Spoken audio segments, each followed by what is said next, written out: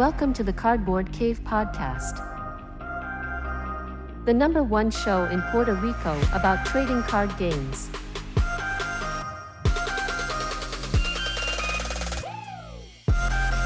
Thanks for Alter Sleeves for sponsoring our show. Use our affiliate link or code CardboardCave for 5% off your order and spice up your commander.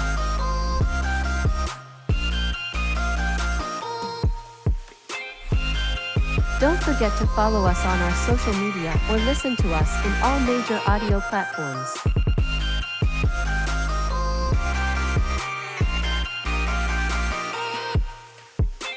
Thanks for being part of our community, and please like, share, and comment below. Plus enjoy the live show.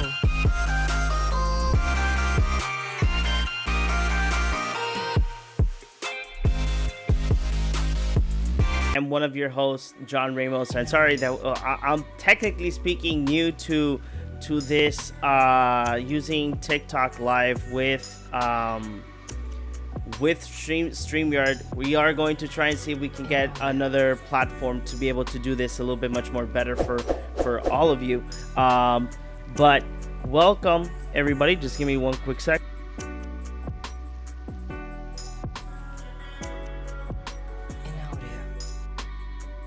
Okay, so welcome everybody. Don't forget to go ahead and hit that follow button here on our TikTok account, and as well share the podcast if you guys want a lot more people to see us and or to listen to us. And as well, like I always mention, follow us in all of our social media as Cardboard Cave Podcast or Cardboard Cave. Plus, we are at your favorite audio platform.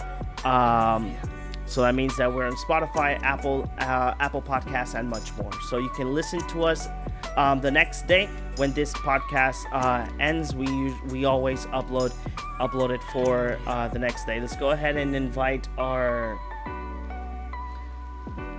the one and only, the master of the dark arts, JP. Hey, what's up? What's up, JP? Give me 1 second. Let me mute myself.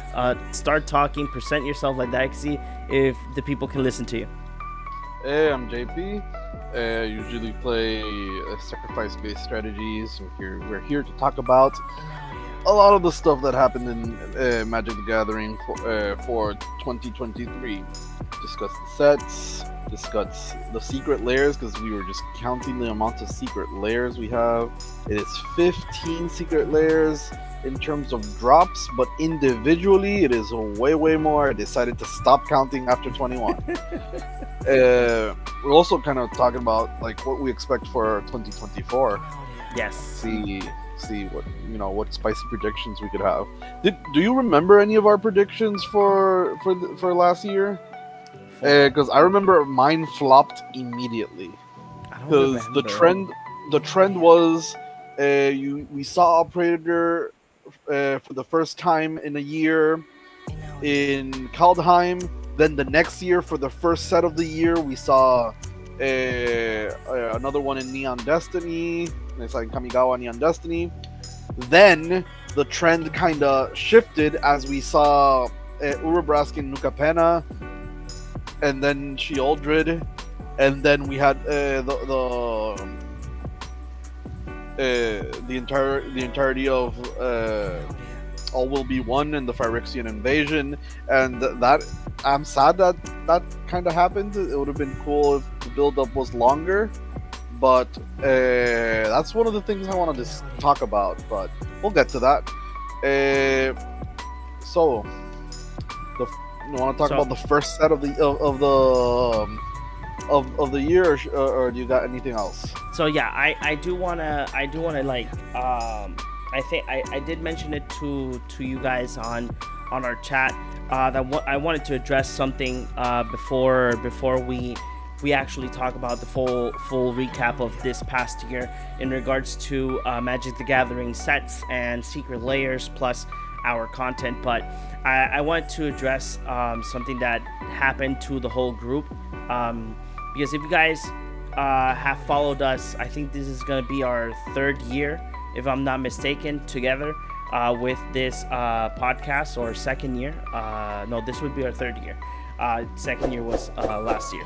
So one of the things that we were super ecstatic for 2023 was that we were about to have a big chance to bring you guys a lot of shows and a lot of more content, and sadly that did not happen after a lot of hard work between the four of us. I know that two of us are not here. Chris just told us that he is having issues with his hard drive, so he is trying to reinstall Windows once again. And I imagine that I think Orengo is doing something in regards to movies, because I know that he told me that he was editing a couple of things. So I imagine that he is very busy right now. So, but between JP, Orengo, and Chris and myself, we were in countless meetings. We were in countless meetings with the people that were going to be the major sponsor of Cardboard Cave, and out of the blue, they just disappeared. They ghosted us, and even though we were trying to communicate with people countlessly, nothing happened. And I imagine that the people that have been following us in our other platforms were kind of questioning why we weren't posting that frequent at the start of the year, because I imagine that each one of us were a little bit, I would say, I don't know if the word down or is the correct one. I know that there's another word that we can use, but right now it's not on the top of my head. But Disappointed? Yeah, I think that is the correct word. We were disappointed because, you know, we were getting so many good feedback of the person, and we made a lot of changes to our content, like that we can be part of this new family that we were going to add as a sponsor. And even though we did the changes and we worked our butts off, they ghosted us. We you know, it was a very big disappointment for us, and I imagine that each one of us were like, then what now? You know, we had a big chance, it didn't happen. And I think that one random day, we all four were talking in our main chat, and we were like, you know what, let's not let this drag us down, and let's just keep doing it. And we did. We didn't get all the invited guests that we did reach out. We reached out to many people from the Magic the Gathering community from the States, because if all you know, we are from Puerto Rico. And we only got one guest. It was Veggie Wagon attended our Commander night. I know that I wasn't there. I couldn't be there that night, but I know that you guys had a lot of fun. Didn't we have Lua Stardust? Yeah, but Lua Stardust was 2022, if I'm not mistaken. Let me check. Been a year? Yeah, it's been a year. Yeah. Good lord, the time just flies by. Yeah, let me double check that. Let me just go inside our channel and check it out. Just in case, guys, you guys can follow us on YouTube, Cardboard Cave podcast. So here we go. I got Lua's yeah, it's been a year. 1 year ago. Good lord, that doesn't feel like it. November 16, 2022. Damn. Yeah, that it's been a year already. I think that was one of our biggest highlights of that year. Even though, shout out to Lua. Yeah, shout out to Lua. Follow her on all of her social media. She has her own show with Tori Vast, Scry Babies. So check them out. And let me see what else that we did. I think that this year as well, we played with a fan, if I'm not mistaken, right? Yeah, we did. We did play with a fan of the podcast. We were going to do something big, but due to scheduling issues on my part, due to work, right? Because work was a little bit hectic by that time, And I know that each one of us, JP had exams. He is studying. Chris has been on and off Work. so it was a little bit difficult. But then Orengo was he got to do a short film this year. I think that his short film got an award, and I think his short film is going to be in another festival as well. And we've been busy, so that's why if you guys notice that in the final 3 months of this past year, we were literally in hiatus, it's because we were all busy. It's not that we wanted to do, we didn't want to do content or anything. It's just it's hectic. It was a hectic last final months of the year. But either way we had a hectic month of the year. It's been great. It's been great. I think that this year we're going to do much more. And so JP, tell me, how was your experience of last year with the podcast and the experience of what we shown in 2023? So give me 1 second. I have to. I'm gonna be back. Give me 1 second. So you I'll can just continue. say it. Yeah. Yep. So the experience has been good. A lot of the things that we wanted to do didn't pan out, but we're small content creators, and that's fine. Honestly, it's been fun. Whether it's been the Commander nights, just talking about speculation, shitting on Wizards, which justifiably so, especially after what happened like a month ago. It was in December, just smack dab in the middle of holiday season. For those who don't know, Wizards fired. Was it 1,100? I mean, it's not. I don't think it was Wizards 1,100. It was like Hasbro, but a lot of the Wizards team got affected to the point where the game of the year last year was Baldur's Gate 3, and Baldur's Gate 3 is D&D. D&D is handled by Wizards of the Coast, and the entirety of the team that handled Baldur's Gate 3 is no longer part of Wizards of the Coast, and that's like extremely sad and shocking. So of course we shut on Wizards, but it's been pretty good, honestly. I know that we could set more goals that can be achieved instead of maybe smaller goals that can ramp up. That way we could feel more accomplished within the page. But it's been fun. If I unmute myself, I think I can talk. That's why I mentioned the announcement video. I did a TikTok live about what we're going to be doing this year, and I have not yet uploaded it on YouTube due to I'm getting used to getting back at this, because it's kind of been so long that the only thing I've been doing is interviews for film and uploading that's very quick and easy. But in this case, getting back to uploading content on Cardboard Cave, it's there's like 4 videos that have not yet been uploaded, and I have to upload them, and they will be uploaded this week. But that's why I want to mention to everybody that if you guys are not following us on TikTok, go ahead and follow us. We're gonna go live. I still don't know if we're gonna keep the same date, but we will be posting. If there's any changes, we will be posting the changes on our TikTok story, and we will announce when we go live. And tomorrow I will be going live once again, but playing MTG Arena.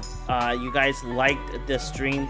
A couple of I think it was 2 or 1 live stream of Arena, and you guys liked it. We even got our first donation out of the blue, thanks to the division. I think it's the division MTG, if I'm not mistaken.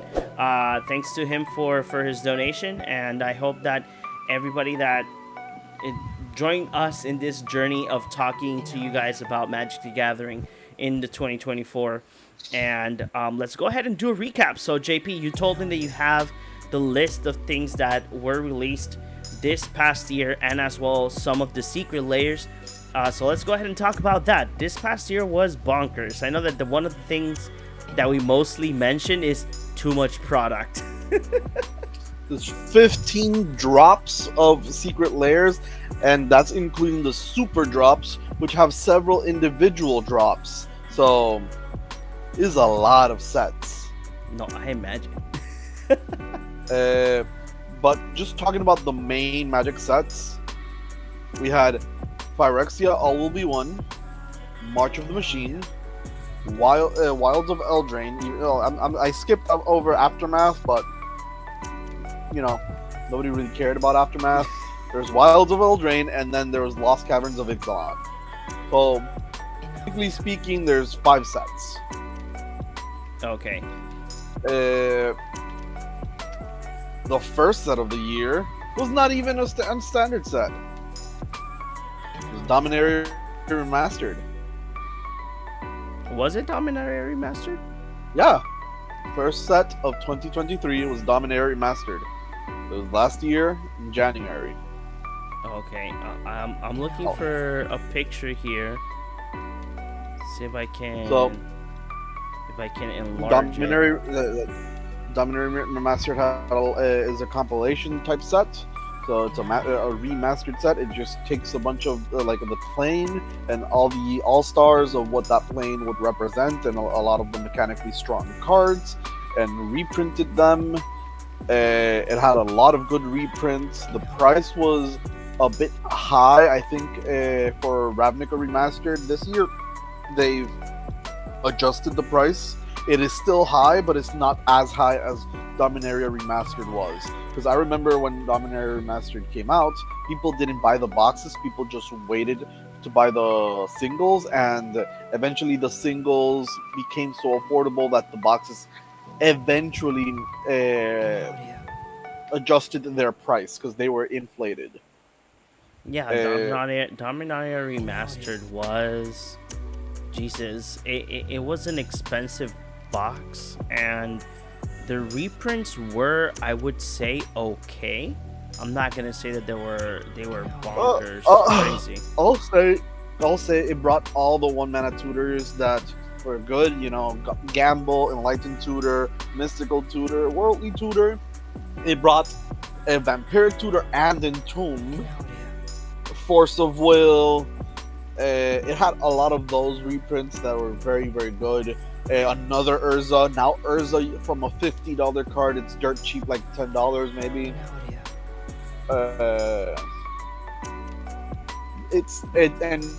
And those cards have kept those prices. For foil versions, you're looking at around $35 to $40 for the good cards. Vampiric Tutor being a mythic will cost you a bit more, probably like $60, and their normal version being the $30 version. But if I'm not mistaken, no card is above $100. And I think the most expensive one is still probably Force of Will at around $86. All in all, for a remastered set, I feel like it did a pretty good job. The problem being that the amount of duds this set had was astonishing. Yeah, I agree. I agree. Since Dominaria is the biggest, it's the most well-visited plane of Magic the Gathering, and has the most amount of rich lore, there is an abundance of amount of cards to choose from.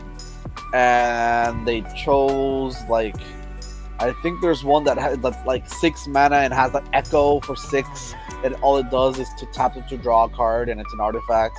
It's horrible cards, horrible cards, even if they were good at one point.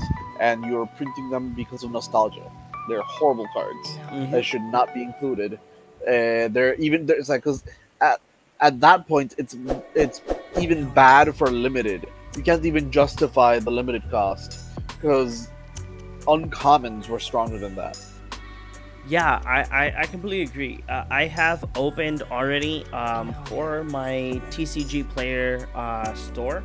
I opened 2 boxes of Dominator Remastered, and the sad point was that even though I was getting good hits, the amount of bulk that I have of cards that are not used, like in Commander and whatnot, is ridiculous. Even though I do have like boxes of uncommons and commons that I've still not submitted to the store, but I do have a couple of boxes of these uncommons and commons that are used in Modern, and in Commander, that are mostly used in those formats. But it's the amount of so much duds that the set has, and then the pull rate for the good rares is horrible. Well, I had a pretty good pull rate. I pulled a few foil cards that were pretty like not too expensive, but No, but what I mean is, like, for instance, on my first box, I pulled a Force of Will and a Vampiric. Was it Vampiric Tutor? I pulled those two. Yeah, a Vampiric Tutor and a Force of Will in the first box. In the second box, I pulled a couple of tutors: Mystical Tutor, Worldly Tutor.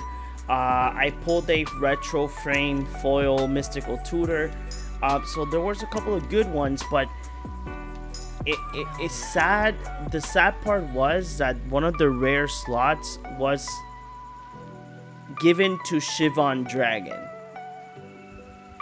And just imagine you opening that final booster pack and you get a retro frame Shivon Dragon. I mean, to be fair, Shivan Dragon is pretty strong and limited.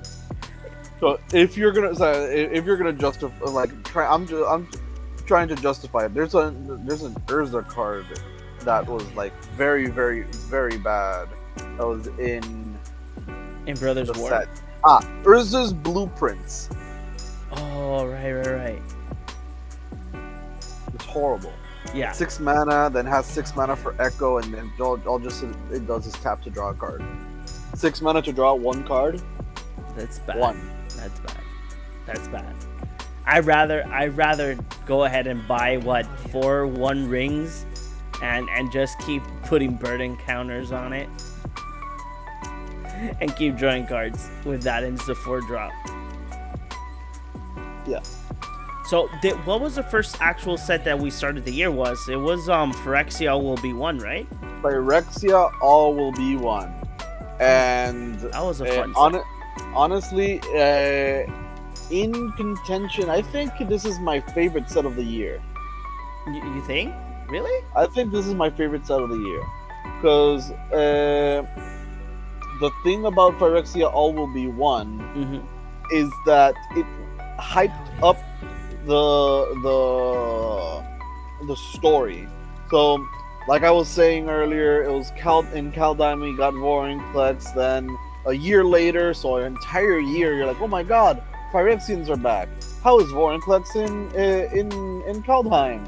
And then in Neon Dynasty, like in Kamigawa, you're like, oh my god, Jin-Gitaxias. Was it Jin-Gitaxias? Yeah, Jin-Gitaxias is there. So it's the first set of the year. Oh my god, they're gonna come back. They're slowly coming back, and then it ramped up to the immediately next set of Capenna throwing, and then set later for Shieldred, and you're like, oh shit. Capenna was Urabrask, right? Capenna was Urabrask, and then in Dominator United we got Shieldred. Yeah.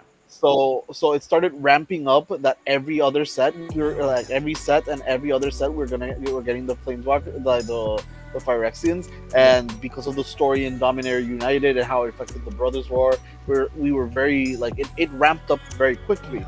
So now it climaxed at Phyrexia All Will Be One because the Phyrexians were winning.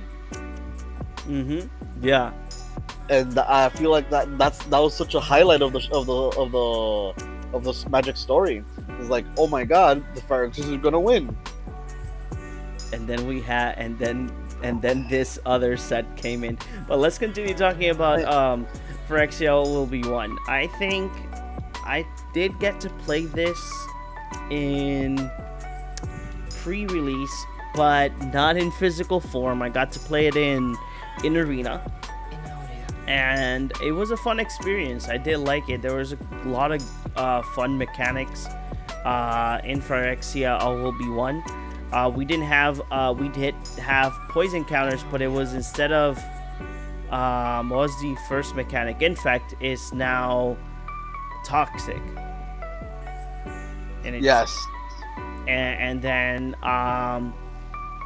the tap lands were fun. The ones that you could like sacrifice to draw a card, at least in limited format.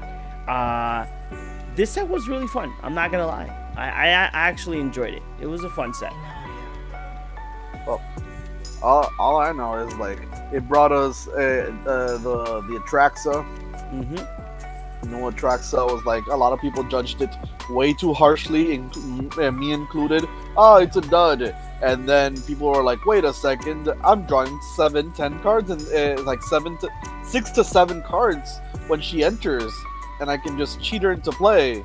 Yep. And do that over and over again. And oh no, who'd have thunk when you cheat something into play and draw 7 cards, it's pretty damn strong. So Atraxa became very strong. All Will Be One. The enchantment had a lot of waves. The amount of special arts were a bit too much. Elish Norn has 1, 2, 3, 4, 5, 6, 7, 8, 9, 10 printings. 10 different printings. I just counted it. 10 different printings of the same card. But that also allowed it to stay at a reasonable price. It's at $22 right now. The oil slick cards for the special bundle, the type of cards that came with that treatment, the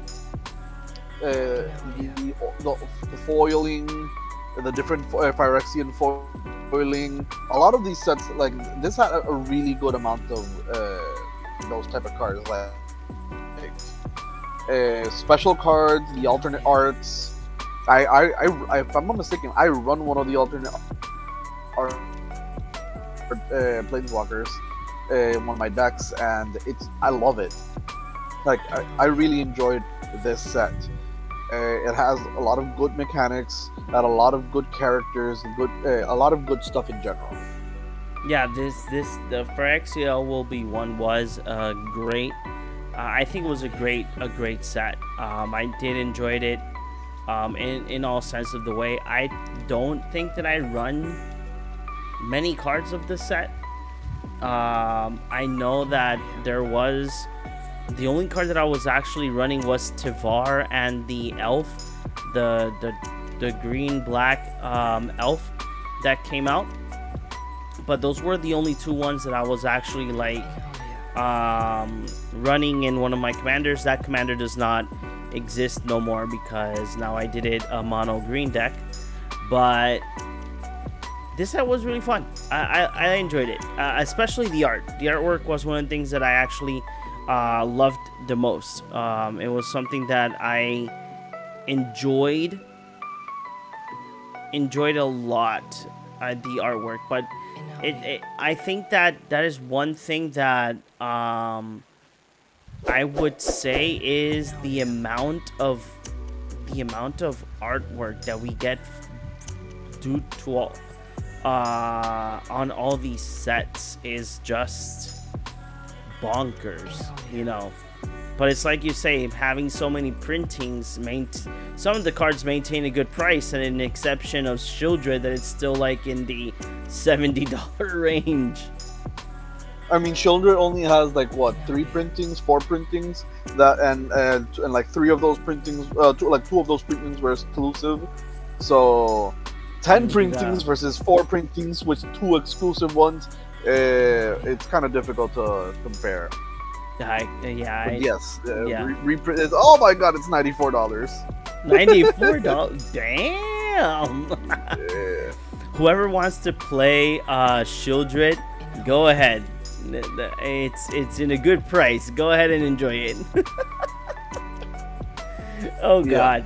So the next set, JP. The next set is the next main set was Firex, March of the Machine. March of the Machine. And this was the problem. See, with the story, we had a build-up. With Phyrexia, all will be one as the climax. So you're supposed to have like the actual, like the start of the climax at least. Like not the climax itself, but the start of the climax. Like we're almost there at the climax. Yep. Then March of the Machine decided to do the Avengers Assemble.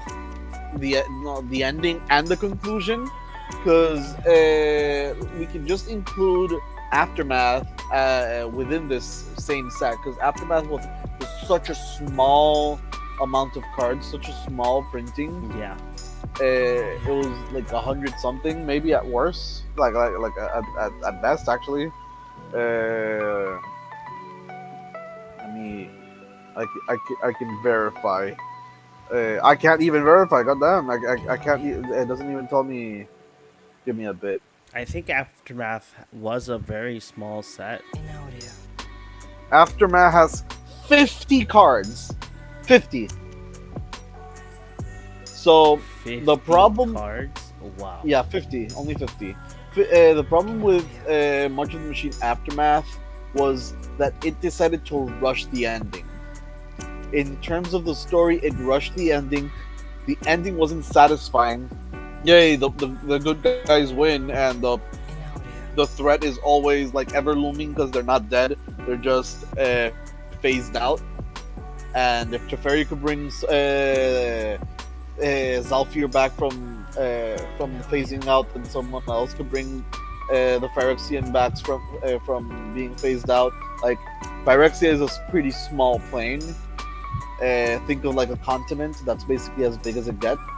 Mm-hmm. But the ending was unsatisfying. It wasn't satisfactory. Like the problem with the set was the story, and because of the story, affected the cards. I can't remember anything like particular about Aftermath.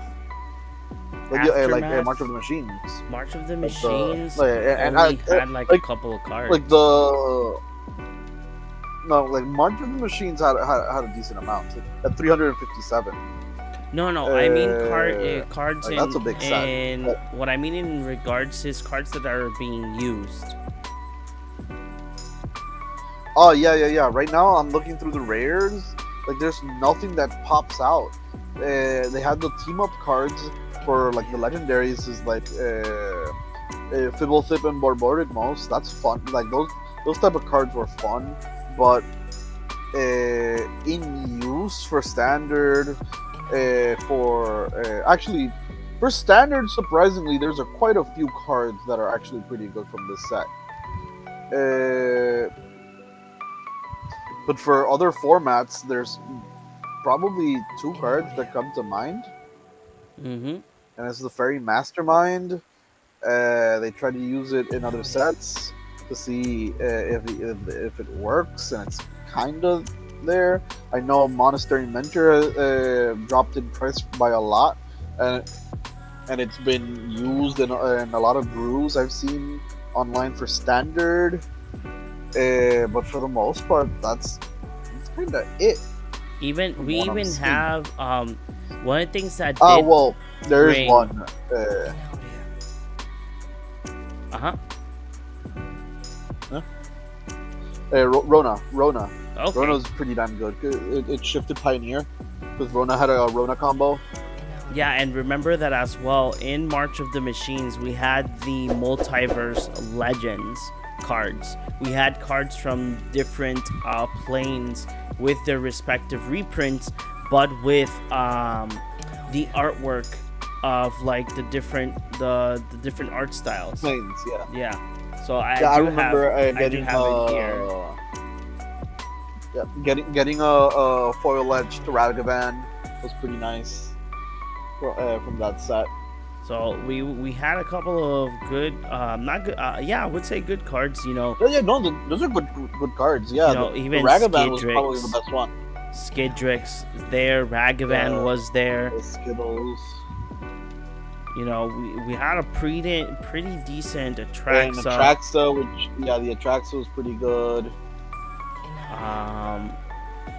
All of the companions were the back. Companions, yeah. We got new art for Grimgrin. Mm-hmm. You know, it New was art for Nimizet. this was actually really cool. Like, this is one of the things that I think that a lot of people here are the full edge versions. Yeah. The Ragavan right there. there was also a secret lair attached to that style, and it brought like a walking ballista. Yeah, the artwork with this with this framing. Yeah. Had pretty good cards there too, for the walking ballista. Mm-hmm. I think that's the main one, for the most part. But yeah, I feel like Aftermath was kind of a disappointment. All people were Aftermath. really aiming for was like the foil Ragavan. I remember, like, I know I should have waited. I can check right now, like, how much my particular Ragavan was worth. There we go. I overpaid by $20. It's $50 right now. I paid $72. Okay. But still, it's still a $50 card. And Yeah. I really wanted one. I know that in Aftermath. Oh, here it is. So I was looking for Aftermath. Had I think that the most important card that was in this set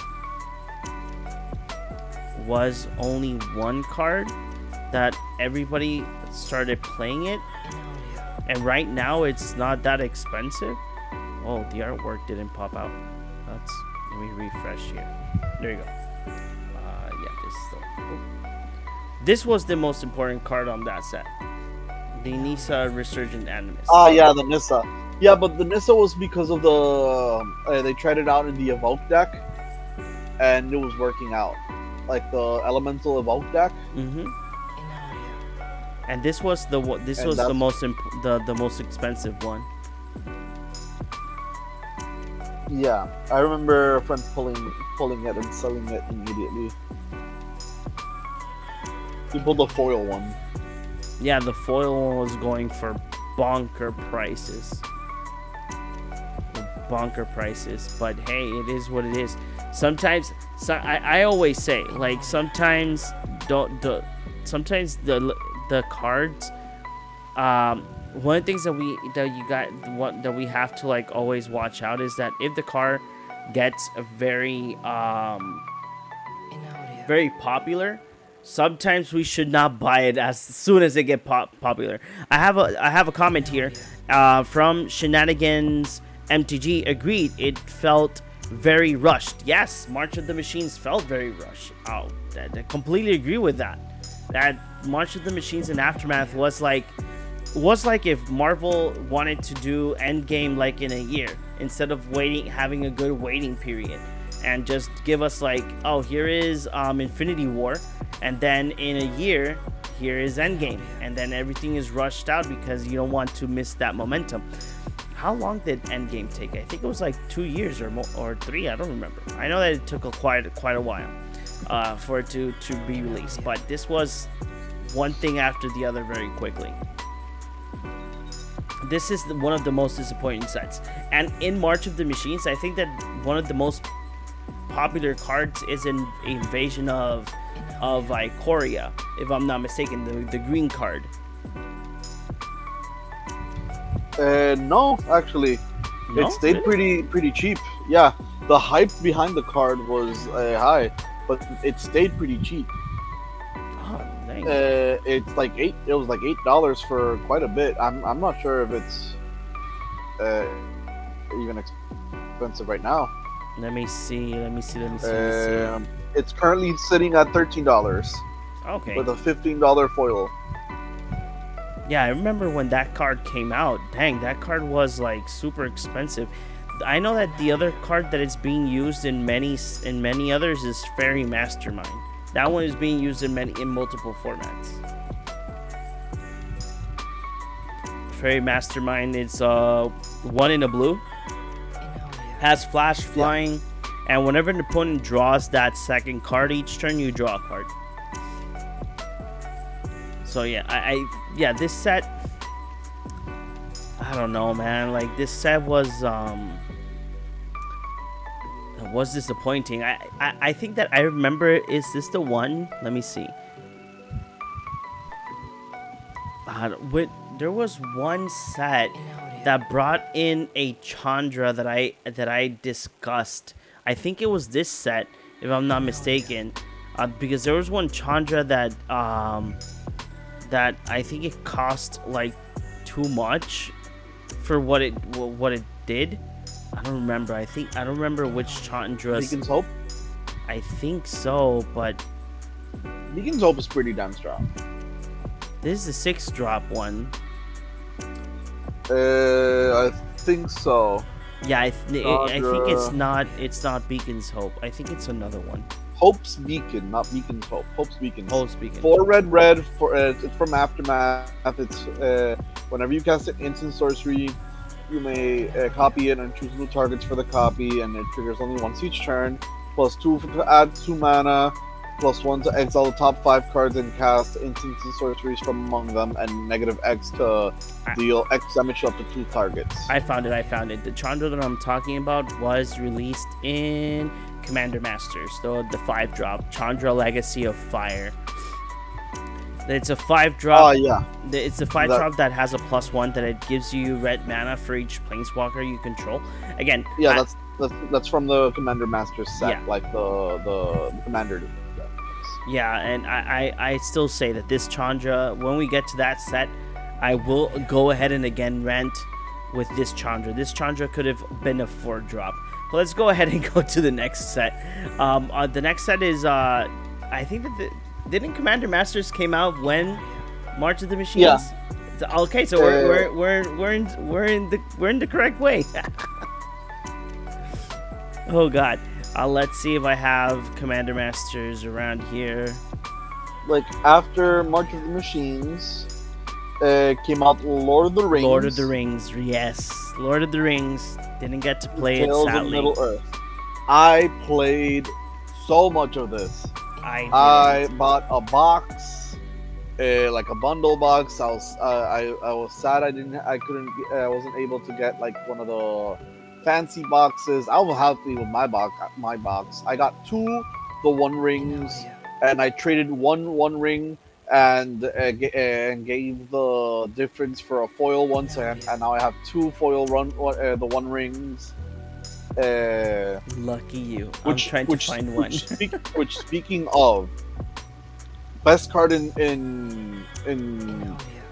2023 is a contention for 2 cards in the same set.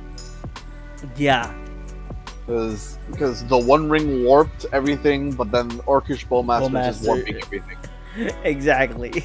The 2 cards that are no contest between anything else. Those are the 2 best cards of the year, and it's difficult to establish which one is better. Because on one hand, Bowmasters will kill you pretty quickly, and if you play your One Ring and they have a Bowmasters, Bowmaster's gonna win that fight, right?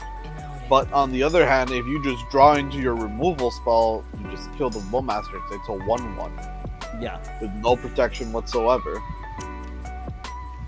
I agree. I'm looking for one ring for Shurikai? Shurikai. Yeah, I'm looking for that one ring for Shurikai. That's one of the reasons why I'm looking for it. It's such a powerful card, you know. It's like, just imagine in CDH, you're like, okay, turn 1, mana crypt, play land. Then you have, with that land, you play Soul Ring. With those 4 mana, you play the 1 ring. Yeah. I've had a few games where I cast like the 1 ring on turn 2 after a Soul Ring. So a Soul Ring then turn 2, turn 2 the 1 ring, and I don't think I've lost that game.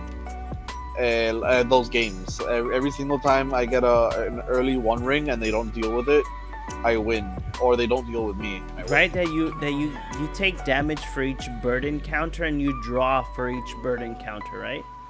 Yeah, but the damage is negligible because you have 40 life, and then in addition to that, the amount of cumulative cards you draw is insane, because it's first 1, then 2, so now you're at 3. Then you draw 3. Now you've drawn 6 cards, and it's just really, really good.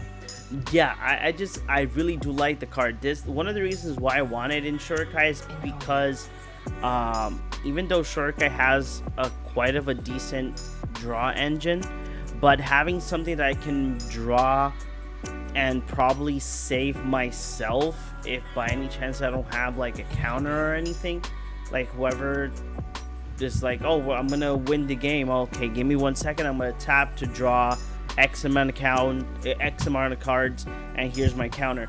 I think that, well, I'm not gonna talk about that card yet. That's the MVP card of another set. But I would say I did play the Lord of the Rings set in Arena once again in the limited format, or sealed format. My bad, sealed format, like a pre-release, and I enjoyed it. It was super fun. I'm not gonna lie, I enjoyed it super much, and I say that if I would give the award of like best set of the year, just because of those 2 cards, I would give it to the Lord of the Rings set, and not the fact that people enjoyed the reprint, the second wave of the Lord of the Rings that came out, I think, a couple of months ago. In November, yeah. And it's still, and the thing is that those boxes are still in high price. I'm not gonna say bonker prices, but if you're like looking for like a set booster box or a collector booster box, the prices are still in a pretty high range. Obviously, and the highlight of 2023, the Post Malone buying the 1 ring for $2 million. Was it 2 million or 1? 2, like it was like 2.1 million or something like that. It was a crazy amount of money. How long did it last? It was life changing. How long did that last? I think it was like 2 weeks, right? The guy got the 1 ring in the first week of the set released, and but he had didn't to say stay anything. shut. Yeah, he had to keep his mouth shut and see where the offers were going. I was tracking the offers. I was like, okay, someone's offering 8,000. Someone's offering 10,000. Someone's offering 50,000, 100,000, 500,000, a million, and then 2 million. It was nuts. Wait, before Post Malone bought it, there was this one local game store. I think it was in the UK, that offered $1 million, the trip, and something else. I know that they offered like a billion things. Yeah, they wanted to offer. No, it's not. It wasn't even that. I think it was the grading system. The people who wanted to grade the PSA. PSA wanted to whenever, like, whoever got it, they wanted to promote their company, so they would fly you out and they'll grade it for you, but that would reveal your face. Yeah. And even though the guy eventually got revealed, he got revealed much later on when everything else was already set in stone, and he probably had like all the lawyer stuff and all was set. Yeah, because I remember that he explained that the card was always like in a metal briefcase, it like triple sleeved or somewhat like that. When he sent it to PSA, that was a whole process again. No, that's the thing. He didn't send it to PSA. He went there, right? No. He chose another company, another grading system, because PSA wanted to reveal who, like, wanted to say that the ring was found. There's a whole issue about how they wanted to handle it, and then he didn't want to have any of that hassle, so he contacted another company that does the gradings, and they kept it hush. Yeah, and then I think that then the whole craziness of meeting Post Malone, getting the $2.1 million for the card, playing with Post Malone, and life-changing event. Yeah, I agree. That's something that I think that we did mention in the podcast when that whole fiasco was happening. That whoever got the one ring would have a life-changing event, because it is, just imagine having in your bank account $2 million. I mean, he's probably not keeping those $2 million after taxes, but yeah, after taxes, depending on where he lives, I think that he will still. It's Canadian, so the taxes are kind of high there. So either way, it's still a life-changing. Yeah, he would be. Even if you take half, it's still a life-changing. Yeah, I think that after taxes and everything, I think that he still keeps like 1.4 or 1.2 million dollars in his bank account. Obviously, yeah. Because it's like when you do the Powerball or anything. This is something that not a lot of people know. That if you win the Powerball or the lottery, whatever local lottery that you have in your state, the best thing is to ask for the whole thing, because you would the company that works with the Powerball will go ahead and extract the amount of money from the taxes. They'll pay the tax people, and they'll send you the amount, and it will still be a big hunk of change. So it's a recommendation from us. So yeah, Tales of Middle Earth, amazing set. I would actually give this set a 10 out of 10. Yeah, I'd say it's probably the best set of the year. Yeah, I agree. My favorite probably, damn, it's so difficult because I mentioned I really liked All Will Be One. Was probably my favorite, but I think that's for the standard sets, because I think this is my favorite set. I mean, one of my favorite commanders right now, Marion Pippin. I love that deck. I'm currently upgrading it and blinging it out a bit, considering my other deck is almost all blinged out. Okay. I love this deck, so yeah, I agree. It's a 10 out of 10 set. Yeah, I think that this year is where I built more commanders than I usually do. Because I don't want to even count how many commanders I have. I think it's a ridiculous number. But yeah. And there's like an incompleted Jula commander there, and I still have not yet broken down the villains commander from Doctor Who. Still have not broken it down to create my Grixis commander deck. So yeah, I still have 2 commander decks that I still have not yet built. Okay, so Lord of the Rings was the next was the set. From Commander there Masters is Commander Masters. I'm not gonna lie, I I was excited for this set. I think that's one of the things that I said when the set was revealed. But I don't know. This set felt a little too short for being like an actual Commander Masters set. What do you think? I don't think it's about the shortness, but I feel like it had a decent amount of necessary reprints, but the amount could have been higher.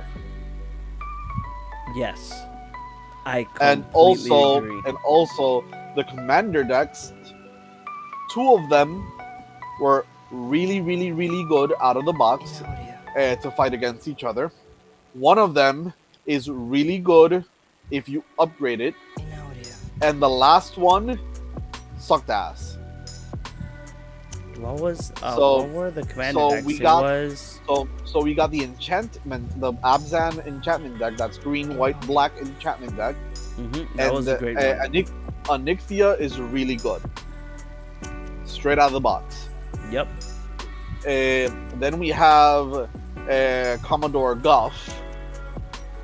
And Commodore Guff is the Planeswalker, it's like the Jeskai Planeswalker deck.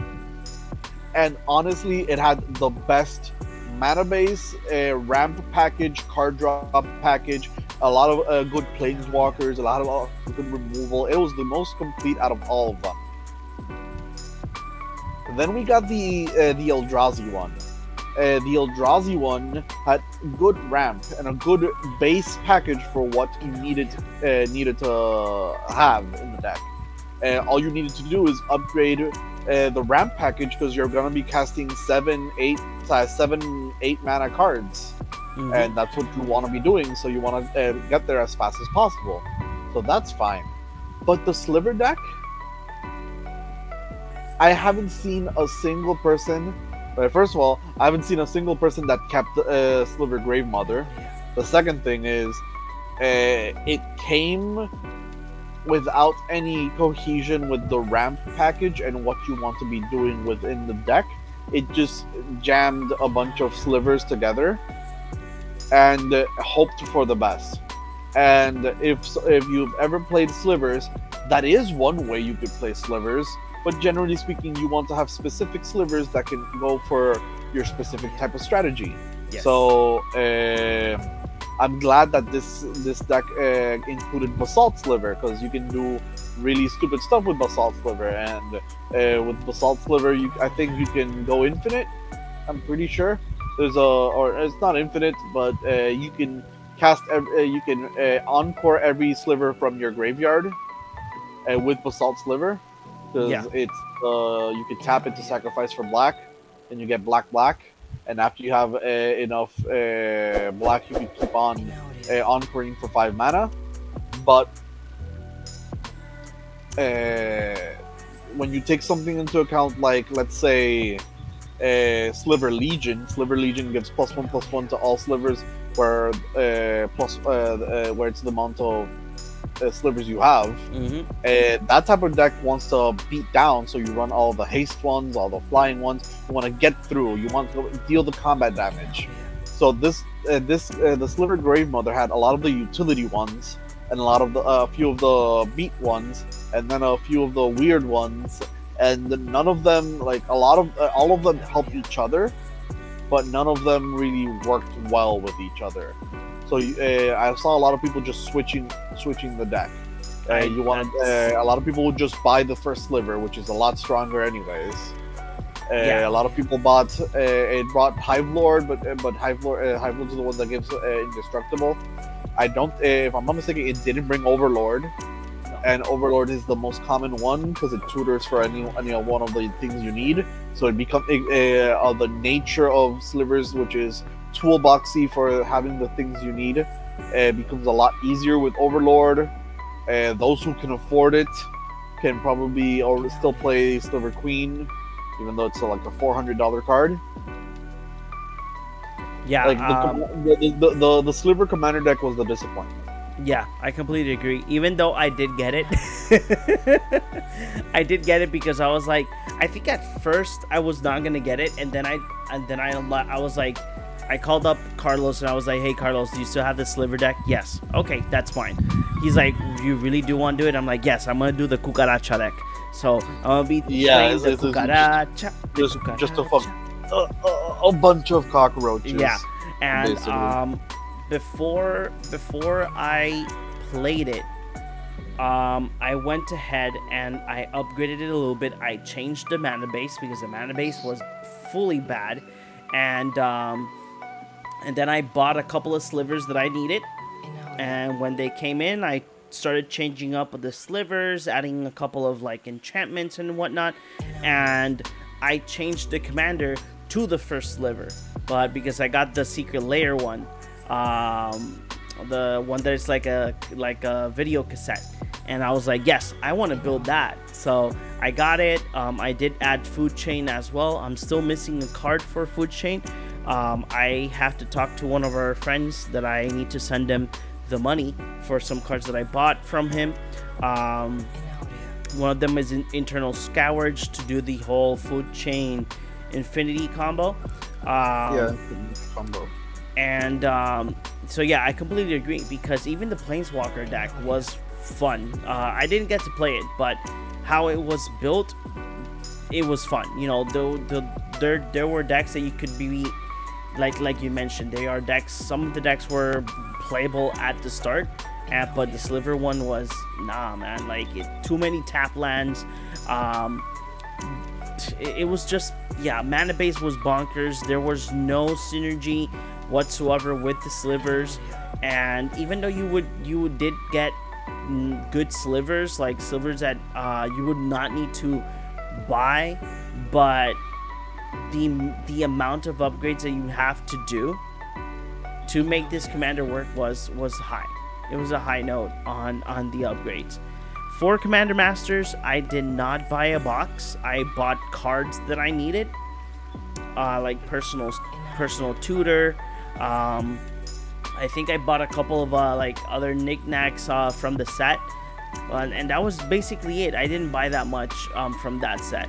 I did want to buy a couple of cards because I wanted to do the Eldrazi commander, but due to the price point of how much that commander cost, I was like, nah, I'm not gonna invest in another commander, because really it was too much. The decks were too expensive, at least for my taste. Yeah, they were all just generally very expensive. Yep, I agree. Yes, I completely agree. Okay, the next set of 2023, and I know that, guys, we're not talking about the secret layers. Secret layers, if we go that rabbit hole, we're gonna be here all night. What we'll do is that we'll highlight like the best secret layers that were out there. Even then, again, there's 15 drops, and that's not including the super drops, Exactly. which I'm putting in those 15. I lost. I think I lost got at over 21. So No, and remember, like you mentioned, we cover that in another day. Yeah, but like you mentioned backstage, there are certain secret layers that weren't available in the secret layer drop series website. These were exclusive ones from cons. So, you know, like the Chibi Planeswalker ones that I have to call Carlos and say if the new one came out, if he has a new one already. Next set is Wilds of Eldraine. Eldraine. I'm gonna be honest. Yeah.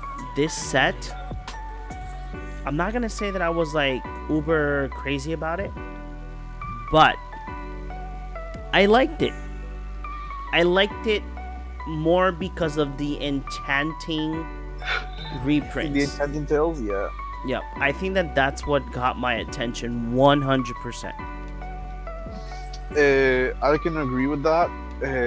One of my favorite cards in the entirety of Magic is Smothering Tithe, and it had like its third printing this year alone. Yeah. Just with that set. and land tax got reprinted again in twice, this set. yeah, this twice this year. So it needed that. Necropotence, Bitter Blossom. Yeah, it had a lot of good enchantments. Is- The story of Eldraine also very good. If you if you saw the cinematic, I think I did. I remember. the cinematic was absolutely beautiful. It looked like an anime. Oh This is, yeah. The anime one was so beautiful. It was like Will going into this dark. Yeah, no, Rowan going into this dark area within her, and Will just going against that, and it's just really, really well made.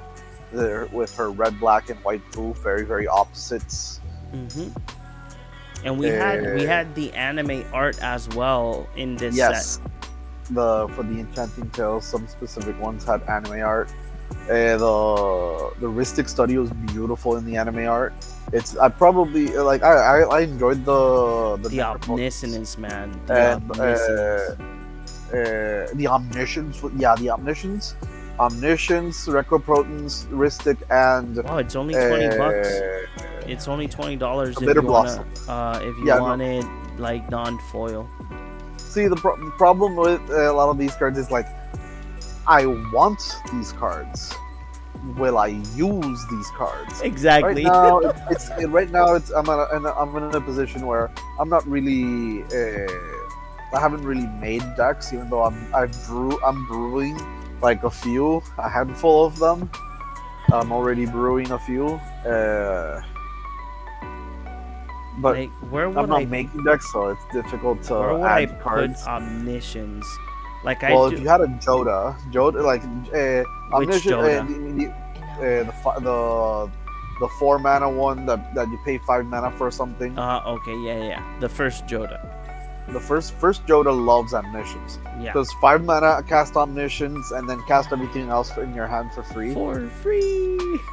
We have a friend that has a Joda deck, and every single time he's like, I'm not a threat. Okay, I cast Omniscience. I win. I'm gonna cast what's the it's not, they're not called, are they called ultimatums? The ultimatums. The one that are for Ikoria? Yeah, the Ikoria ones are the they ultimatums. Yeah. So, or research, I don't know. He basically looks for 3 cards. Yeah, I know which one it is. One gets shuffled back and 2 get to your hand, and it doesn't matter what you give him, because one of the cards is Enter the Infinite, the other one is a tutor, the other one it doesn't matter. He's gonna draw his deck and cast everything and win. So, yeah. Oh god. Disgusting. Yeah, absolutely disgusting. The public service announcement. If your friend is playing Jodan, doesn't matter which one in this case. Exactly. It's because both of them are disgusting. If your friend is playing Joda, if you're playing Joda, he is a threat. I agree. I'm gonna be honest. I don't want to mention this now because we're not talking about this set yet. But let's continue with Wilds of Eldraine. I liked it. It was fun deck. Not fun deck. Fun set. In sealed, it was fun as well. The limited for this one was so good. Again, it was actually really, really good. Again, and this is coming from somebody that has done all of these sets sealed or pre-releases on Arena, because due to my job I was not able to go to pre-releases, and it's sad. I will try and see if I can go to the pre-release for Murders at Karlov Minor. Yeah, but it all depends, because I already did mention this in one of the previous lives, because it happened while I was live playing Arena. So there is a high chance that probably I might not play the pre-release, but there are bigger chances that I would be providing to all of the Magic the Gathering players here in Ponce the pre-release. So everything is getting really close to starting the process of opening myself and my business partner our local game store here in Ponce. So I was super ecstatic for that. So there's a high chance that I'm not going to be able to play it, but I will be able to provide it to you. You know, little by little. Let's see what happens. But let's... so Wilds of Eldraine was fun. Yeah, I enjoyed it. I did buy a box. See, this is the thing about that set is like we had something semi-negative to say about Commander Legends. Nothing negative to say about like Wilds Lord of of the Eldraine. Rings, Lord of like the the Lord of the Rings.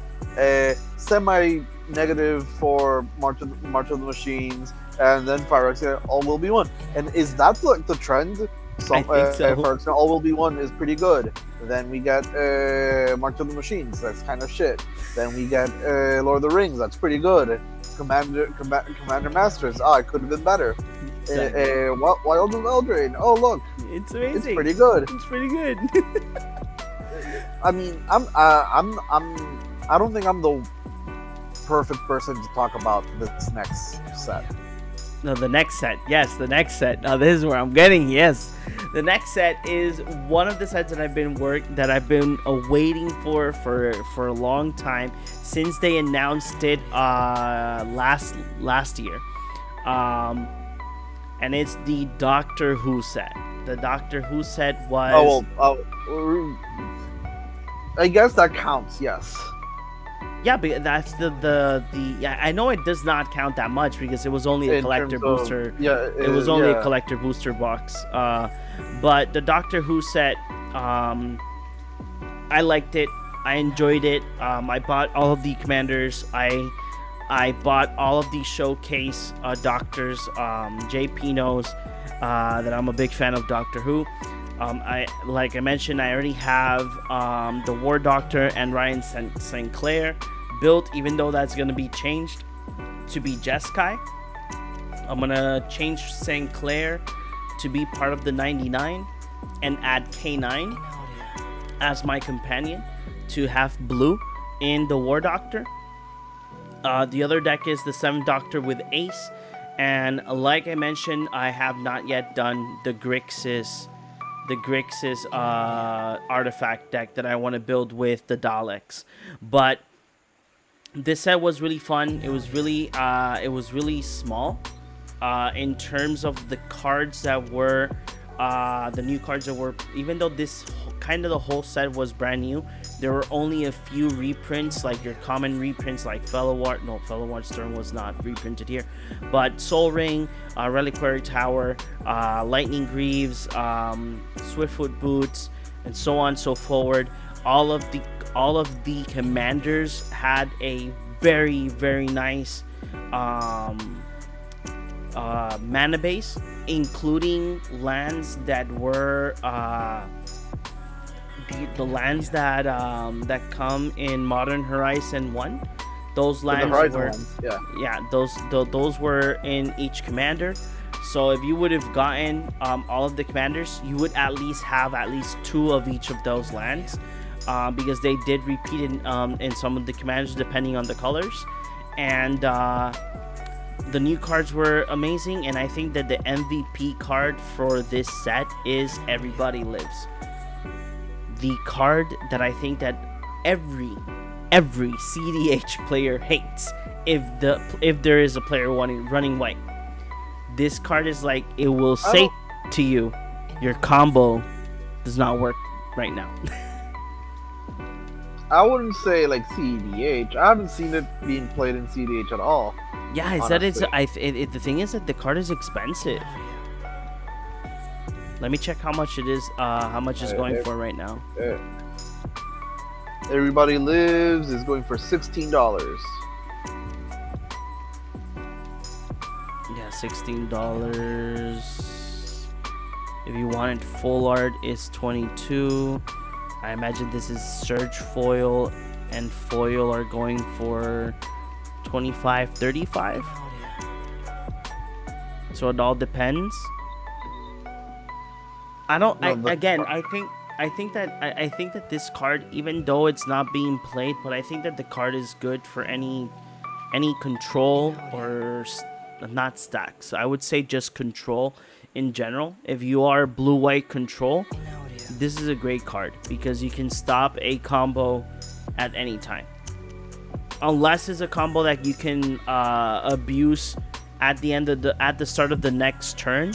But if it's not, then this is a great card for like you're like, hey, so everybody lives you just wasted your combo piece and passed to the next player. A lot of people were hyped up this card. Yeah, the card was hyped. Even though I liked a lot of Doctor Who, the card I was most excited for was River Song.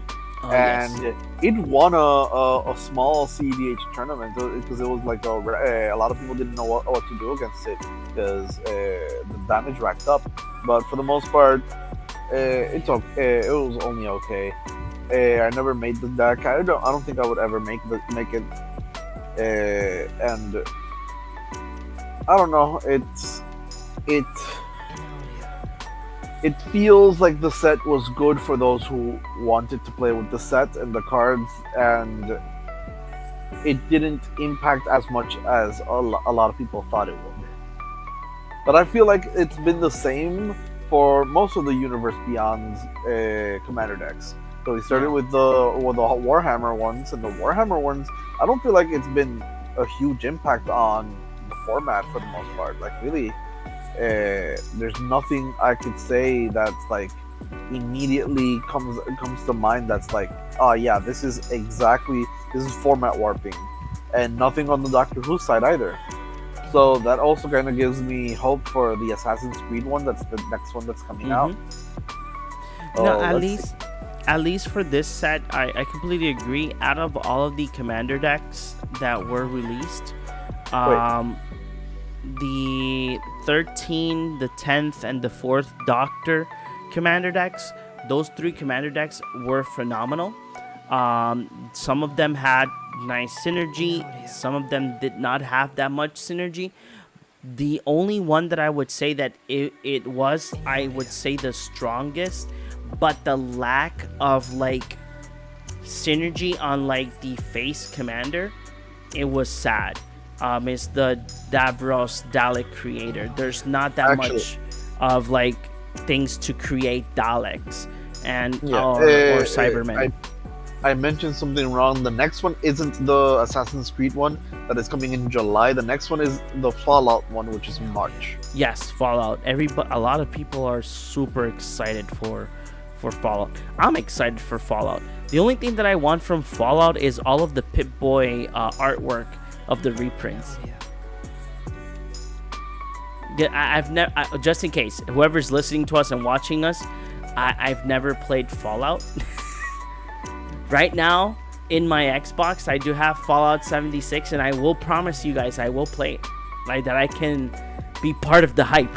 But I've never played Fallout. I think I played Fallout 3, but I never finished it. But I will play Fallout. I will. I promise. I will promise. I have a personal issue with Fallout. I've tried it like several times. Yeah, I've tried it several times because in theory I would like it, and it just never clicked. Okay. I really tried. Did you like Skyrim? Yes, that's my favorite game.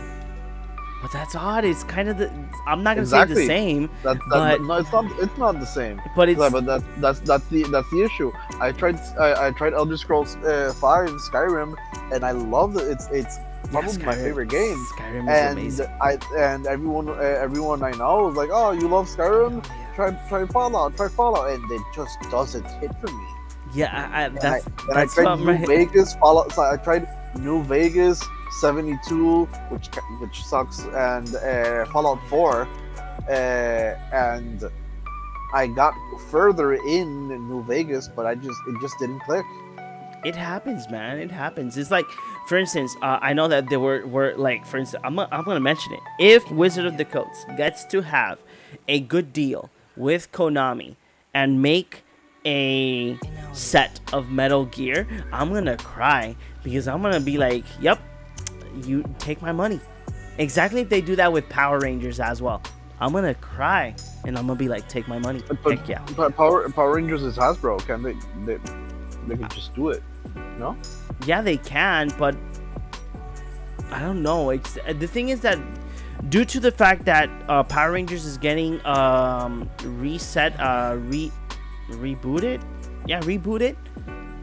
because this with Dino Fury, I think that's what it's called, or whatever.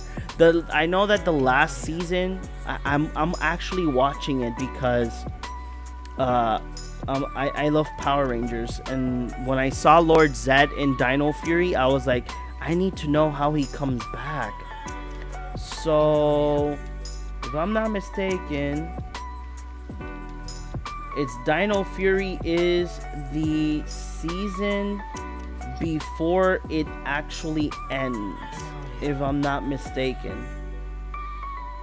Because they're gonna reboot Power Rangers. Because they're even looking for cast members and everything. Let me check my list. Check my list. Check it twice. Let's see. Is there a search engine here? Nope. But yeah. But if they do Power Rangers, I swear I'm gonna be like going nuts. Because one of the things that here we go. So Dino Fury is the season that already ended, and now we're in Cosmic Fury. When Cosmic Fury ends, I think it already ended. But when Cosmic Fury, when this Cosmic Fury ended, the Hasbro didn't announce that there were going to be like a reboot, and they're starting all over again. From Mighty Morphin and moving forward. So I don't know if they're gonna be like starting with Mighty Morphin and then going to other Rangers, but I don't know. I don't know what's Hasbro's idea, but they can take my money. For the Fallout set, I just want the Pip-Boy stuff. Again, I'm not a huge fan, but the only thing that I want is the alternate art borderless cards with Pip-Boy, with their little character. That's what I mostly want, and probably the showcase cards because they look bonkers.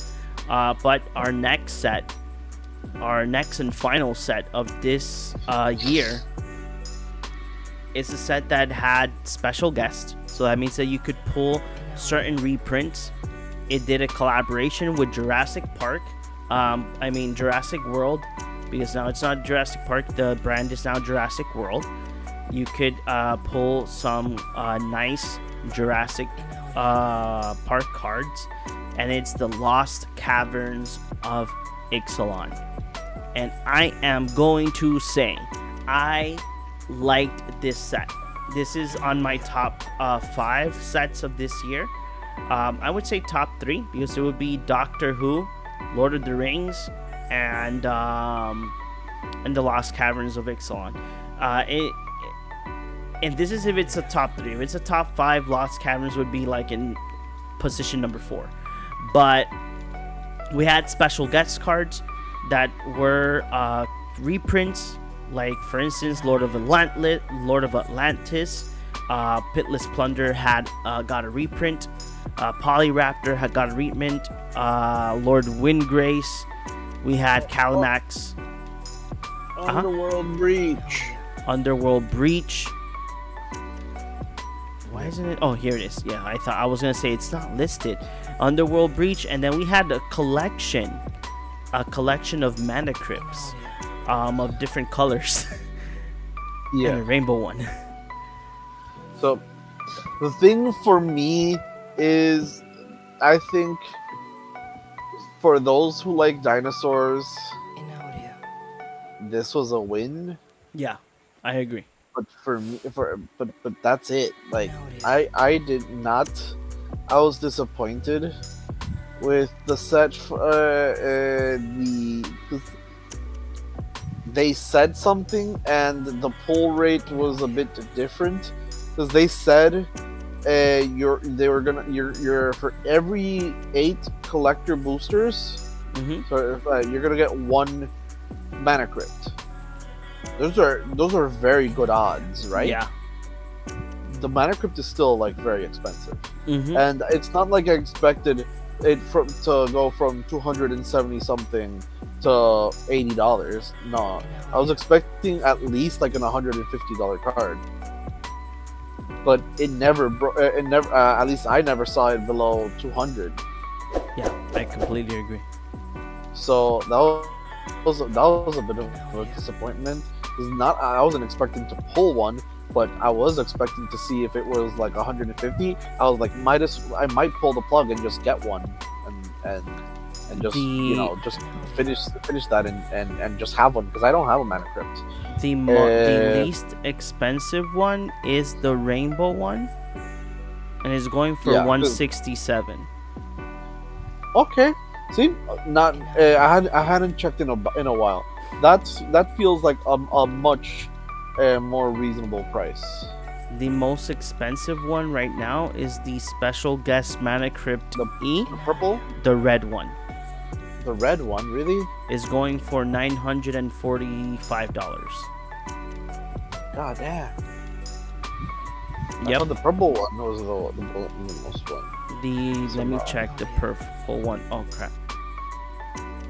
Which one is this one? No, this is the blue one. Purple one is going for 563. But still, look at this. Still, double masters. Well, this is the borderless one, so ignore me in this part.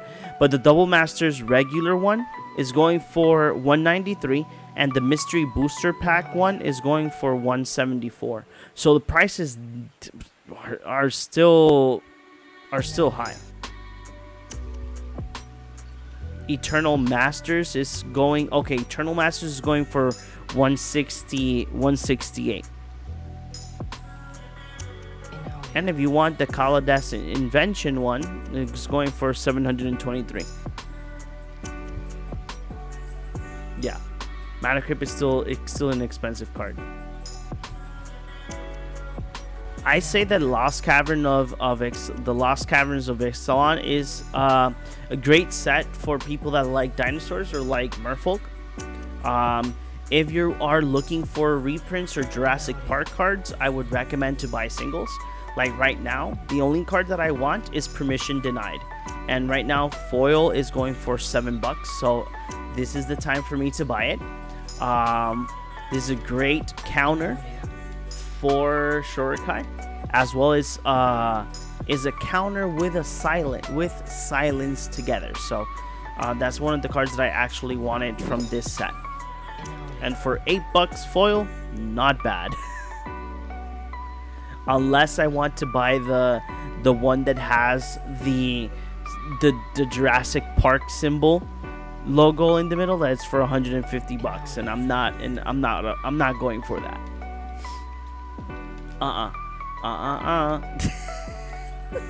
Well,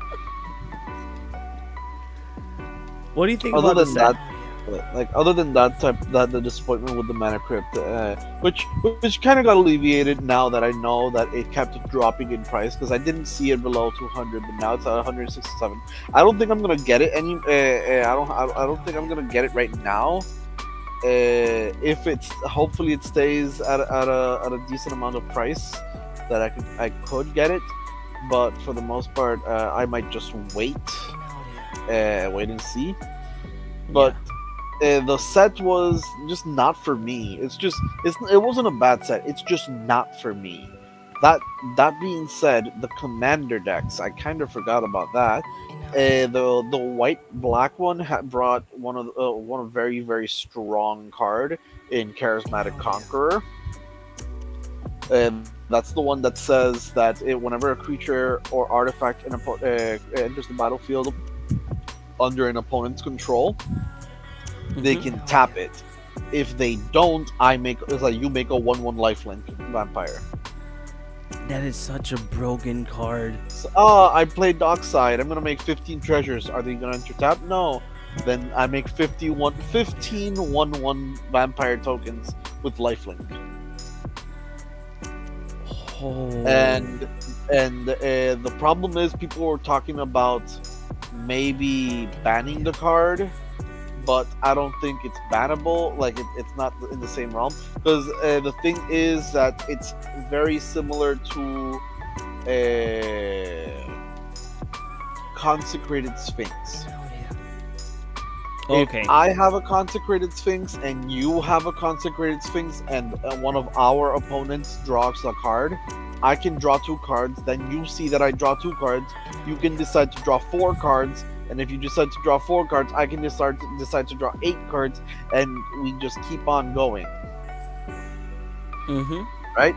Yeah. So Charismatic Conqueror kind of does the same thing. I'm not sure if it's an automatic draw. So no, it's not.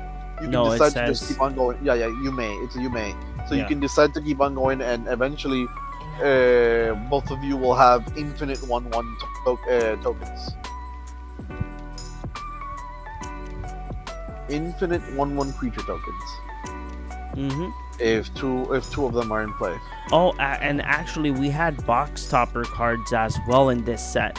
That were a couple of reprints like Chalice of the Void, Wedding Ring. Oh yeah. I saw a few of those, and you could get them in the set boosters as well. Yeah, me and my business partner, we bought an Exelon box. And sadly we paid overpriced, sadly. But we wanted to have like new things in the store, so we were like, okay, we didn't even break even with the box. The card that we got on our box topper was a Worn Power Stone, a 50-cent card. We cried. We cried literally. And then the pulls were bad. They were super bad. I think we got like for the Jurassic Park cards, I think we got like 1, and it was a token. It was really sad, but I completely agree with you, JP. This set is more for people that like Merfolk or that like dinosaurs. It all depends on your liking, right? If you do like it, great. I think the set is not bad. The set was really fun. The set was really fun. I played it in sealed and I enjoyed it. So I would just say that it would be in my top 5. If I would put it in a ranking system, I would put this in the top 5. Out of the secret layers that were posted on this year, I would say that not all of them were great. I'd agree with that, but there's just like 2 of them that are really, really, really good. Which ones were? The metal ones with Sir Conrad, Nekusar the Mind Razor. It had Wheel of Misfortune. I love that one so much, and I regret not getting it so much. Because I love Sir Conrad, I love Wheel of Misfortune. Nekusar is a really good, cool card. And the other one is the Tiny Bones one. Yes. It brought Reassembling Skeleton, which is one of my most used cards in a lot of decks. I've used it in a lot of decks, actually. And it brings Tiny Bones. It brings, I think, Megrim. A few discard stuff. It's really fun. The art too. It's Tiny Bones on a moped. Resembling Skeleton on a motorcycle. That was on the spooky drop, right? It's one of the spooky drops, if I'm not mistaken. But I think it might be in one of the super drops. I have all the secret layers. I have 15 tabs open of different secret layers. So okay, it's not on this. It's not on this super drop. The spooky So- drop has the doctor. It was the one that brought the 2 Doctor Who ones. That one of them was bad. There's the one with the weeping angels. Man, I hated that one so much. Oh my god. But the ones with So lands, the summer super drop, because it brought Death is Temporary, Metal is Forever, with the Sir Conrad. Like, this is Mark Riddick, and it's the Sir Conrad, Underworld Dreams, Waste Not, Wheel of Misfortune, Nekusar the Mind Razor. So it had all those. Bad to the bones. Then, Bad to the Bones. It got Bottomless Pit, Necrogen Mists, Reassembling Skeleton, Tiny Bones, Trinket Thief, and Gaia Reach Sanitarium. Yeah, I remember Tiny Bones because I remember that. Just for everybody to know, I don't play black. That's one of the only colors that I very unusually play, and if I do play it, is on a 5-color commander, or in a dual color commander if it brings if black is one of the colors. I remember that I was talking to JP about this, and I was like, hey JP, I want to build a mono-colored commander because I have cards that I'm not using that are from the Post Malone drop that are black. And he's like, you should build Tiny Bones. And then he told me about Tiny Bones and his secret lair, and I was like, oh yes, I want to build this. I still have not yet started to build it, but I do want to build it. This seems like a fun commander. It does seems like a fun commander. Yeah. I love it. Like, this was one of these one of the secret layer drops that I didn't get, but I was actually planning on it from the summer drop. Let me see if I did get any of them. No, on the summer drop I didn't get any. The summer drop was one of those that I skipped. Then there was the commander deck of the Angels. A lot of our friends did get this commander deck. Several people did. Then it was the fall super drop. The fall super drop brought the absolute. Oh, this is the one that has the now on VHS. The VHS drop that brings the first sliver, rampart, whatever. The rampart growth, rewind, and food chain. And the one that I am so sad that I didn't get, I was so sad, is the baseball card. The baseball card. Really? Yeah, I regret it. I know a friend of mine got like the single for Chandra. That's why I wanted it. That one. Yeah. The thing is single. the thing is that this is why I regret not buying it. The bonus card for this particular secret layer was one of the planeswalkers was signed. Ah, yeah. I was so sad. I was like, what? One of the opportunities of getting one of these signed? Dang it. And I missed the opportunity. I asked Carlos if he had an additional one. Sadly, he didn't. So I was like, oh man. And he did tell me if I wanted to get it, I was still on time, and I didn't. The other one that I would say was really good is the Festival in the Box. That's the one that brought the Mox Opal. The Mox Opal. I think it's called the Mox Box. The Mox Box, yeah. I'd still say that this, in regards to reprints, I think I would have preferred, instead of the Mox Tantalite and Soul Ring, I think it would have been better to add value to the secret layer, I would say.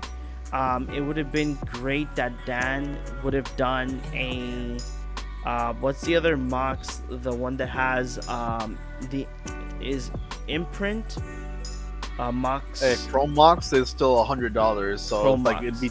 it'd be two like $100 cards. Hey, that's fine. That's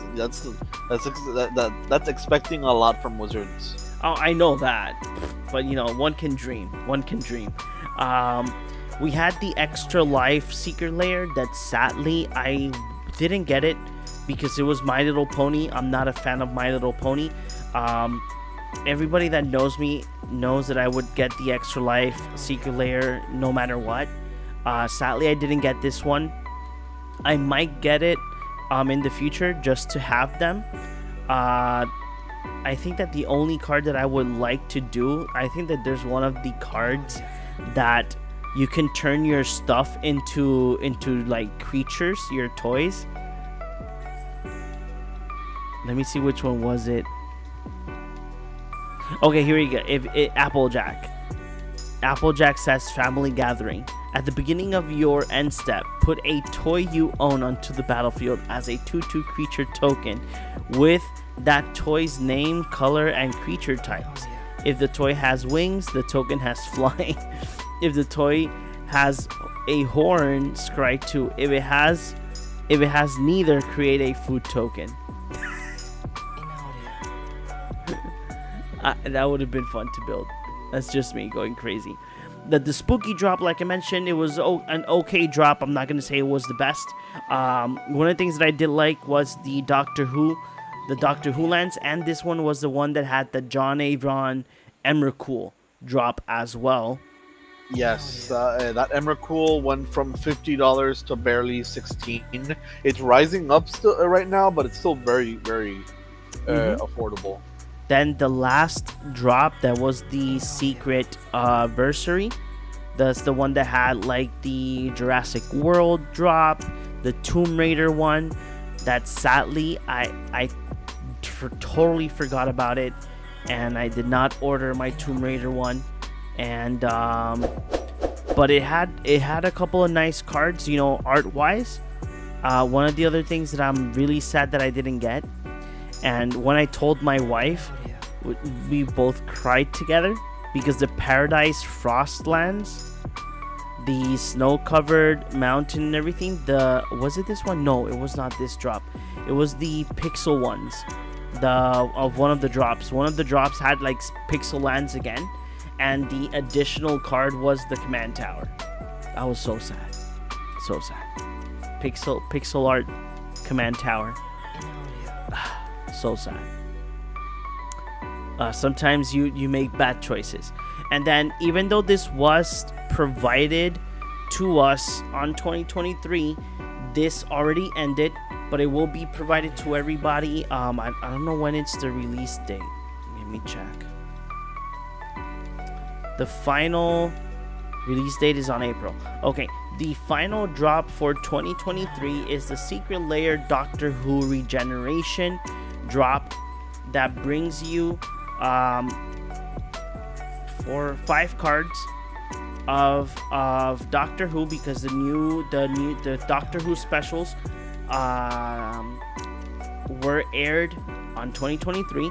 So you have the 15th Doctor, the 14th Doctor, and 3 cards that are from the special: the Meep, the Celestial Toymaker, and Rose Noble.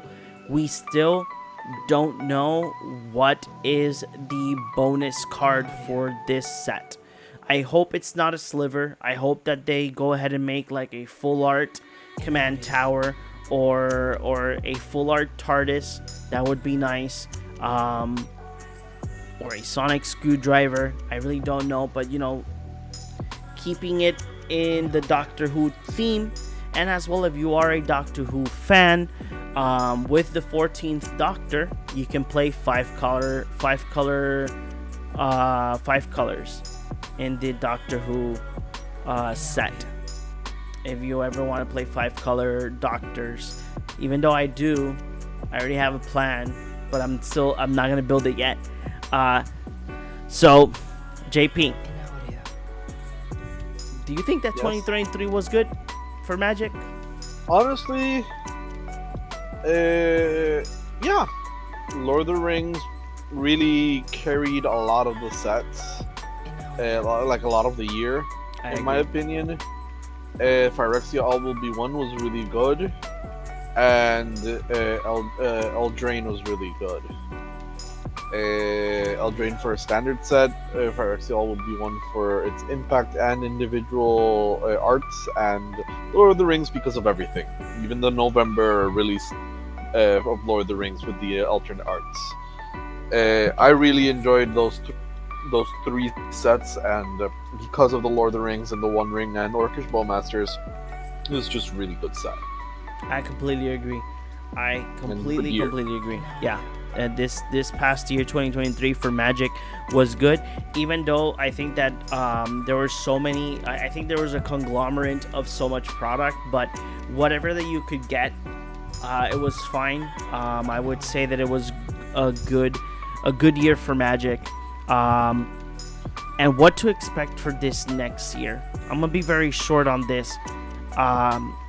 This next year, we already have the Murders of Karloff Manor, Fallout, and there's more sets to come. I just hope that after this year, on 2025, I hope that we can have a breather between sets and secret layers. But I do think that this upcoming year is going to be interesting. One of the things that I'm mostly interested in is for now, right, is, like I said, the Fallout Pip-Boy alternate arts and the Murders of Karloff Manor, the Clue edition, the box that brings the Shocklands. I think it's one Shockland per box, but still, having a Shockland giving you a reminder of what Clue is, that would be great. So how about you, JP? What do you think about this upcoming year? I am excited because of the Universe Beyond things, especially after what I said, how they haven't really impacted other formats in the way that a lot of people were afraid that they were going to, and that is very good. Like, I guess Lord of the Rings, since it had its own set, it is its own thing in terms of the Universes Beyond, because of its own set. But like the individual commander sets is what I'm particularly talking about, like the Warhammer ones, then the Doctor Who ones. This next year we got the Fallout ones and the Assassin's Creed ones, so we're getting two of them. I am excited for those and how they're gonna handle that. I'm excited for like Bloomborough and Murders of Karloff Manor is right around the corner, and Ravnica is my favorite plane. I already know one of the they already showed one of the spoilers, and I'm very sad. But we'll talk about it. Yeah, we'll talk about it next week. Next week is gonna be Murders of Karloff Manor full in full effect.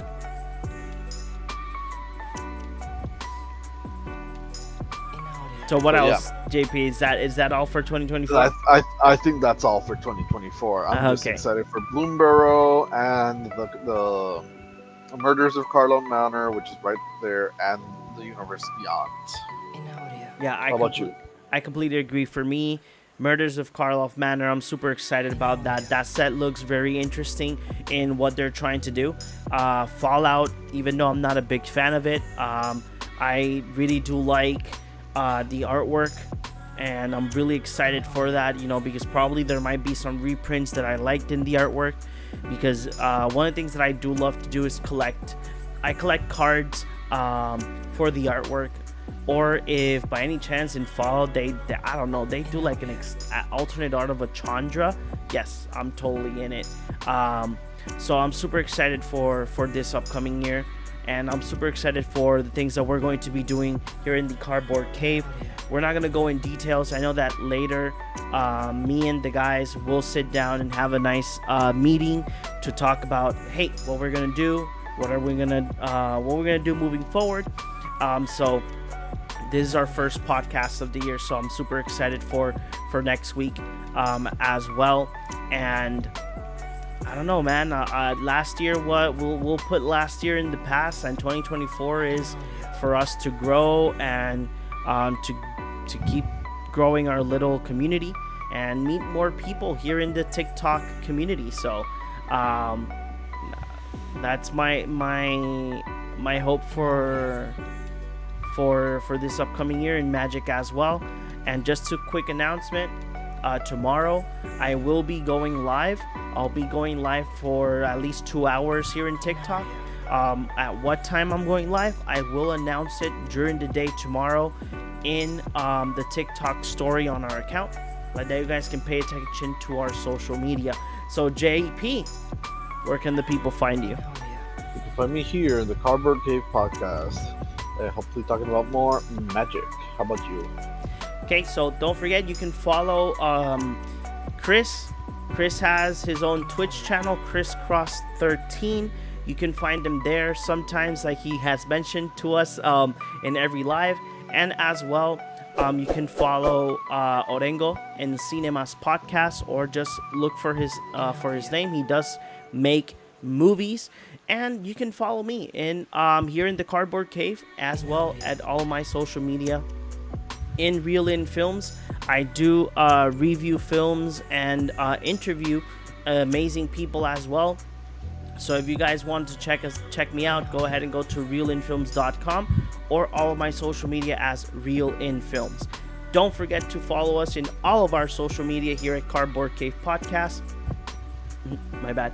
And we hope to see you in the next one. So we will tell you during the weekend and next week what is the time and date for the next podcast. So see you guys in the next one, and JP, see you as well in the next one. Peace.